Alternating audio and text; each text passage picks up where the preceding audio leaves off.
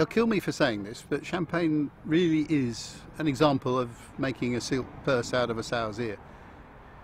Because Champagne wasn't always as good as it is now. It used to be a very acidic, real table gripper, thin, still wine.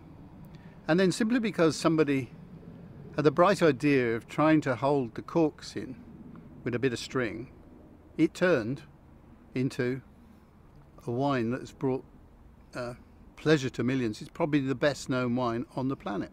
Champagne is just a few low hills of chalk set in the great flat plain of northern France. The tops of the hills are covered in dark green trees, but the slopes are draped in what looks like a sort of light green corduroy that gently flows down to the valley. Champagne is a region that is very tightly controlled. I mean, nobody uses lawyers like Champagne does.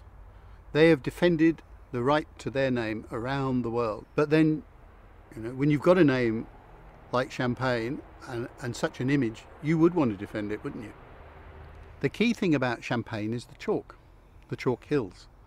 When it rains in Champagne, which it does a lot, the water quickly drains away. Vines don't like being drowned. But the water drains straight into the chalk and stays there. In a piece of chalk, about half its weight can be water, which the vine can then tap into during the dry periods. And they also have a lot of dry periods in Champagne. So it's the perfect rock for these vines to grow on. Plus, it's also provided the underground caves, where it's all been quarried, for where the wine is matured, stored and fizzed up.